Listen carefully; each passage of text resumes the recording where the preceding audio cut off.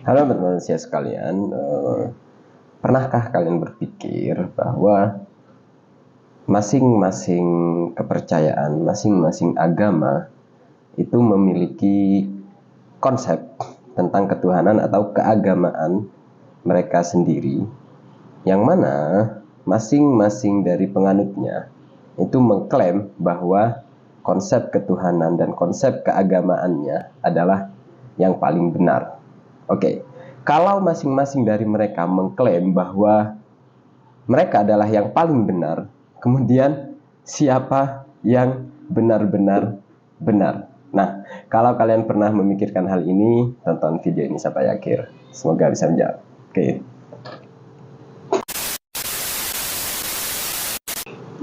Oke, jadi di sini aku mau disclaimer dulu bahwa di sini aku nggak akan membenturkan atau membandingkan antar agama. Maksudnya aku tidak akan menyalahkan satu sama lain, tapi mencoba mengambil jalan tengah yang mungkin bisa diterima semua kalangan. Nah, oke. Jadi untuk menjawab hal ini, siapa yang paling benar kalau memang masing-masing dari agama itu mengklaim bahwa dirinya lah atau konsep tentang agamanya lah yang paling benar. Oke, aku mungkin masuk dari permisalan. Satu contoh, agama Islam dan agama Kristen itu sama-sama meyakini keberadaan seseorang bernama Isa yang dilahirkan oleh Maryam, yang mana dia lahir tanpa adanya bapak. Oke, semua sepakat mengenai eksistensi dari seseorang bernama Isa yang lahir dari rahim Maryam tanpa adanya bapak. Nah, akan tetapi penafsiran dari masing-masing agama ini itu berbeda dan bisa dibilang cukup kontra.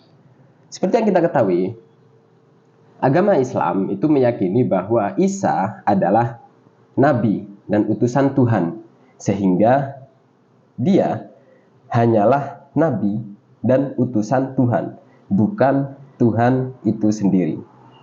Nah, akan tetapi seperti yang kita ketahui sekarang pula, yang diyakini oleh umat Kristen, Isa atau yang mereka sebut Yesus adalah dia bukan sekedar nabi atau utusan, tapi dialah Tuhan itu sendiri. Oke, bisa dipahami di sini, masing-masing dari dua agama ini meyakini bahwa Isa memang benar-benar ada, akan tetapi mereka berbeda dalam penyifatan Isa. Apakah dia itu hanya sekedar nabi, apakah dia itu Tuhan.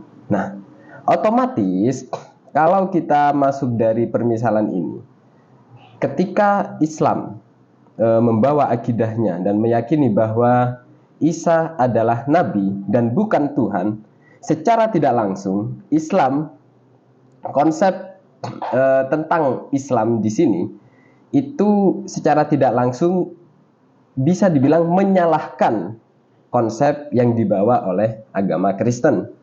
Nah, begitupun sebaliknya, ketika umat Kristen meyakini bahwa Isa adalah Tuhan dan bukan sekedar nabi, secara otomatis dan secara tidak langsung mereka meyakini bahwa apa yang diyakini oleh umat Islam itu adalah akidah yang salah, yang membatasi Isa sebagai nabi saja.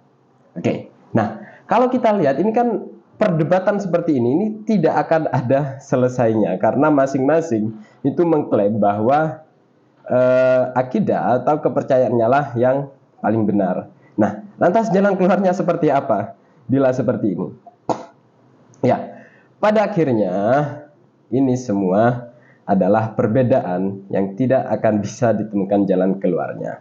Oke, terlepas dari siapa yang benar, tapi masing-masing dari agama, masing-masing kepercayaan, masing-masing penganutnya itu berhak untuk mengklaim bahwa dirinya lah yang paling benar.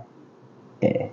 Nah, dan ini kan sejalur juga dengan apa yang diajarkan juga di agama Islam.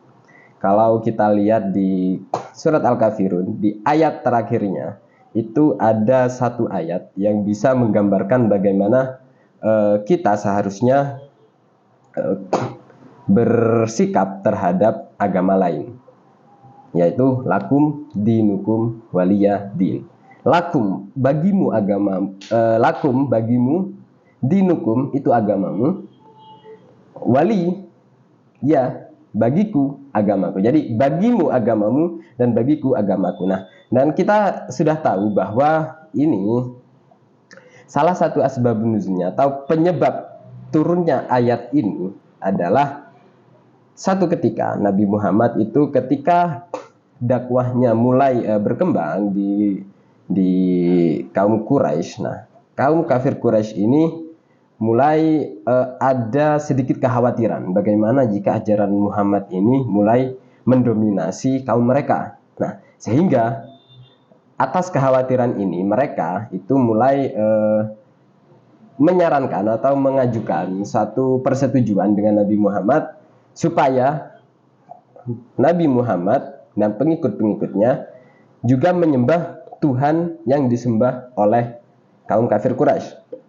Begitupun sebaliknya, nanti kaum kafir Quraisy sebagai timbal baliknya akan menyembah juga Tuhan yang disembah Nabi Muhammad. Jadi ini ibaratnya adalah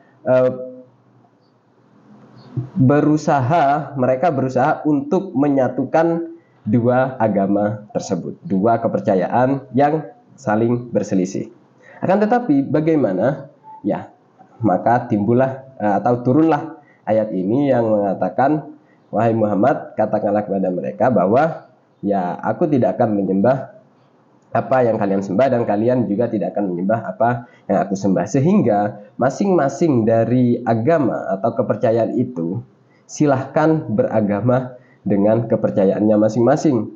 Silahkan klaim bahwa agama kita atau agama mereka itu adalah yang paling benar.